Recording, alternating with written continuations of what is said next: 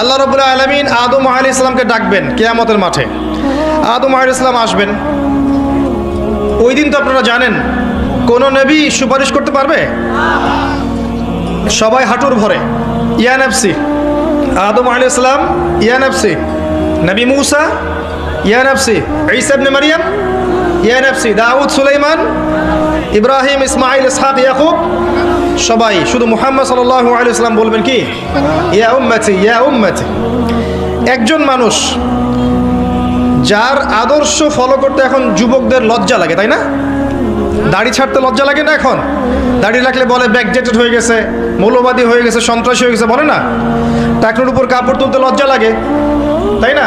নবীর মতো পোশাক পরতে লজ্জা লাগে, তার মতো চুল রাখলে লজ্জা লাগে, তার মতো সালাত, তাবলীগ, তার মতো ইসলামের প্রচার, দ্বীনের ইলম অন্বেষণ করা, মসজিদে পড়ে থাকা, জিকির করা, এগুলো করলে মনে হয় পিছায় পড়লাম, তাই না? এখন কনসেপ্ট এমন চলে আসছে না? এগুলো গিলানো হচ্ছে না? এগুলো গিলানো হচ্ছে। কিন্তু সেই একমাত্র ব্যক্তি মুহাম্মদ সাল্লাল্লাহু আলাইহি ওয়াসাল্লাম, যার চেয়ে বিচক্ষণ স্মার্ট কোনো ব্যক্তিত্ব পৃথিবীতে ছিল না, আসবেও না।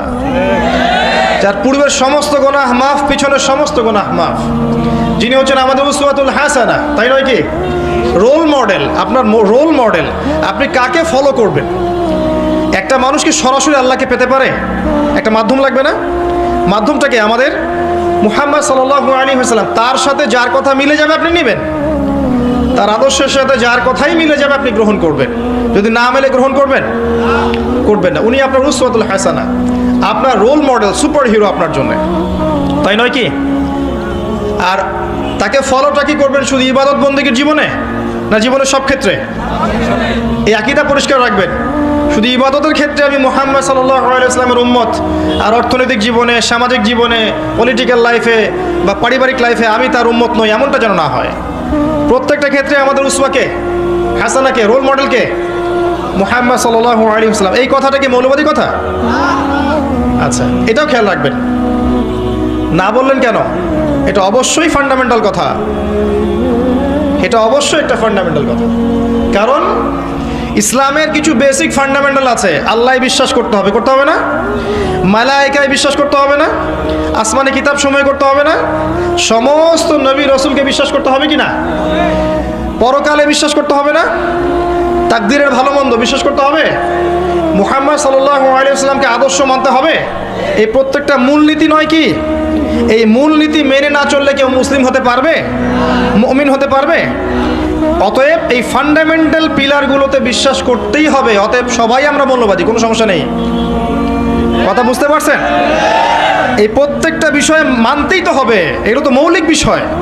না মানলে তো আপনি মুসলিম হতে পারছেন না, তাই নয় কি? হ্যাঁ, ইসলামকে নিয়ে গোরামি করব না, ঠিক আছে। ইসলামকে জোর করে কার উপর চাপাই দিব না। লা ইকরাহা ফিদ-দীন, দিনে কোনো জবরদস্তি আছে? ক্বাদ তাবায়্যানা রুশদু মিনাল গায়, একদম স্পষ্ট হয়ে গেছে না? আলো অন্ধকার, হেদায়েত এবং গুমরাহি স্পষ্ট হয়ে গেছে না? ইসলামে কোনো জবরদস্তি নেই, বাড়াবাড়ি নাই। কিন্তু ইসলামের মৌলিক বিষয়গুলো তো মেনে চলতেই হবে, তাই নয় কি? যদি না চলি তাহলে কি মুসলিম হতে পারবো?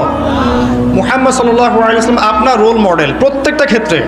আপনার ইবাদত বন্দেগীর জীবনে, আপনার পারিবারিক জীবনে, অর্থনৈতিক জীবনে, সামাজিক জীবনে, প্রত্যেকটা ক্ষেত্রে কে রোল মডেল?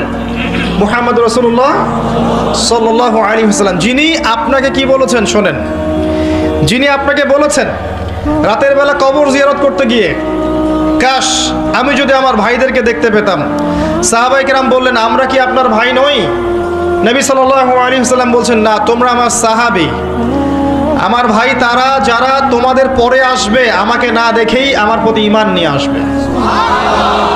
আপনি কার ভাই? তিনি সেই ব্যক্তি মুহাম্মদ সাল্লাল্লাহু আলাইহি ওয়াসাল্লাম যাকে কবরে দেখানো হবে, দেখিয়ে বলা হবে, মান হাযার রাজুল বুইসা ফীকুম, এই ব্যক্তিকে যাকে তোমাদের কাছে পাঠানো হয়েছিল। তখন কি বলবেন? লা আদরি, লা আদরি, আমি জানি না। কি বলবেন? তিনি রাসূলুল্লাহ সাল্লাল্লাহু আলাইহি ওয়াসাল্লাম। কে বলতে পারবে এটা?